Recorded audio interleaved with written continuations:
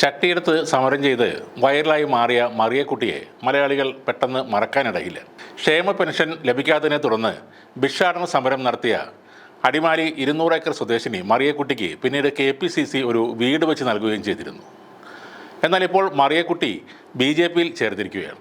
തൊടുപുഴയിൽ BJP സംസ്ഥാന അധ്യക്ഷൻ രാജീവ് ചന്ദ്രശേഖർ മറിയക്കുട്ടിയെ സ്വീകരിച്ചു. BJP സംഘടിപ്പിച്ച വികസിത കേരളം കൺവെൻഷനിലേക്ക് മറിയക്കുട്ടിയെ അവർ ക്ഷണിക്കുകയായിരുന്നു. എന്നാൽ മറിയക്കുട്ടി സ്വമേധയാ എത്തി BJP അംഗത്വം സ്വീകരിക്കുകയായിരുന്നു എന്നാണ് BJPയുടെ ഇടുക്കി നോർത്ത് ജില്ലാ പ്രസിഡന്റ് PP സാനു പറയുന്നത്. ചടങ്ങിൽ മറിയക്കുട്ടിയെ ഷാൾ അണിയിച്ച് താമരപ്പൂ നൽകിയാണ് രാജീവ് ചന്ദ്രശേഖർ സ്വീകരിച്ചത്. ഇപ്പോൾ മറിയക്കുട്ടി പറയുന്നത് KPCC വീട് വെച്ച് നൽകിയത് ഔദാര്യമായിരുന്നില്ല എന്നാണ്. താൻ അധ്വാനിച്ചതിൻ്റെ ഫലമായാണ് ആ വീട് ലഭിച്ചത്. കോൺഗ്രസ് പ്രവർത്തകർ ആപത്ത് ഘട്ടത്തിൽ തിരിഞ്ഞ് നോക്കിയില്ല. തന്നെ ആളാക്കിയത് കോൺഗ്രസ് അല്ല, അത് BJPയും സുരേഷ് ഗോപിയുമാണെന്ന് അവർ പറയുന്നു. പ്രതിപക്ഷ നേതാവ് VD സതീശൻ തൻ്റെ വീട്ടിൽ വന്നില്ല. ഇയാളൊക്കെ എന്ത് കോൺഗ്രസ് നേതാവാണെന്നും മറിയക്കുട്ടി ചോദിക്കുന്നു. ക്ഷേമ പെൻഷൻ മുടങ്ങിയതോടെയാണ് മറിയക്കുട്ടി പ്രതിഷേധ സമരം നടത്തിയത്. 2023 നവംബറിൽ അടിമാലി ടൗണിൽ പിച്ചച്ചട്ടി എടുത്ത് ഭിക്ഷ യാചിക്കുകയായിരുന്നു അവർ ചെയ്തത്. അന്ന് മറിയക്കുട്ടിക്കെതിരെ CPM രംഗത്ത് വന്നിരുന്നു. എന്നാൽ UDF മറിയക്കുട്ടിക്ക് ശക്തമായ പിന്തുണ നൽകുകയും അവർക്ക് വീട് വെച്ച് നൽകുമെന്ന് പ്രഖ്യാപിക്കുകയും ചെയ്തു. പിന്നീട് KPCC മറിയക്കുട്ടിക്ക് വീട് വെച്ച് നൽകുകയും ചെയ്തു. ആ വീടാണിപ്പോൾ താൻ അധ്വാനിച്ച് നേടിയതാണെന്ന് മറിയക്കുട്ടി പറയുന്നത്. അന്നത്തെ KPCC vice president VP Sajeendran, Dean Kuriakose MP എന്നിവർ ചേർന്നാണ് വീടിൻ്റെ തറക്കല്ലിടൽ കർമ്മം നിർവഹിച്ചത്. വീട് നിർമ്മാണത്തിന് ആവശ്യമായ തുകയുടെ ആദ്യ ഗഡുവും കൈമാറി. 2024 ജൂലൈ 12 വീട് മറിയക്കുട്ടിക്ക് കൈമാറി.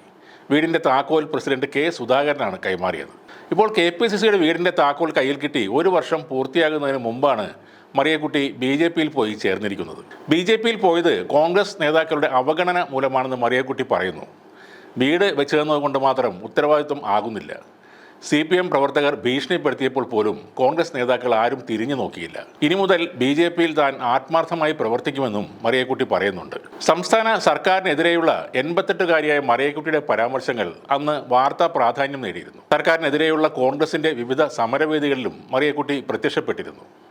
ഇക്കഴിഞ്ഞ ലോക്സഭാ തെരഞ്ഞെടുപ്പിൽ LDFന് എതിരായ പ്രചാരണത്തിനും മറിയക്കുട്ടി രംഗത്ത് വന്നിരുന്നു. ക്ഷേമ പെൻഷൻ ലഭിക്കാത്തതിൽ മൺചട്ടിയുമായി ഭിക്ഷ അയച്ച മറിയക്കുട്ടിയെ സുരേഷ് ഗോപി വീട്ടിലെത്തി കണ്ടിരുന്നു. സർക്കാർ നൽകാത്ത ആ പെൻഷൻ മറിയക്കുട്ടിക്ക് നൽകുമെന്ന് അദ്ദേഹം ഒരു പ്രഖ്യാപനവും നടത്തിയിരുന്നു. എന്നാൽ മറിയക്കുട്ടിയെ ഏറ്റവും അധികം പിന്തുണച്ചത് അന്ന് കോൺഗ്രസ്സുകാർ തന്നെയാണ്. അതിൻ്റെ ഭാഗമായാണ് വീട് വെച്ച് നൽകാനും തീരുമാനിച്ചത്. CPM സർക്കാരിന് എതിരായ സമരമുഖങ്ങളിൽ മറിയക്കുട്ടിയെ എത്തിക്കാനും കോൺഗ്രസ്സുകാർ ശ്രമിച്ചിരുന്നു. ഇപ്പോൾ നടക്കുന്ന ആശാ സമരത്തിൽ സൂസി നേതാവായ മിനിയെ കൊണ്ടുവന്നതും ഏതാണ്ട് അതുപോലെ തന്നെയാണ്. ആശാ വർക്കർ അല്ലാത്ത, ആശാ വർക്കർമാരുമായി യാതൊരു ബന്ധവുമില്ലാത്ത മിനിയാണ് സമരമുഖത്ത് ഏറ്റവും മുന്നിൽ നിൽക്കുന്നത്. സതീശൻ്റെയും കോൺഗ്രസിൻ്റെയും പൊളിഞ്ഞുപോയ നാടകങ്ങളിൽ ഒന്നാണ് ഇപ്പോഴത്തെ ആശാ സമരവും. സമാനമായി തന്നെ ഇപ്പോൾ മറിയക്കുട്ടിയും കോൺഗ്രസിനെ തള്ളിപ്പറയുകയും സതീശനെ അവഹേളിക്കുകയും ചെയ്യുന്നുണ്ട്. അതിൽ വലിയ അത്ഭുതം തോന്നേണ്ട കാര്യമില്ല.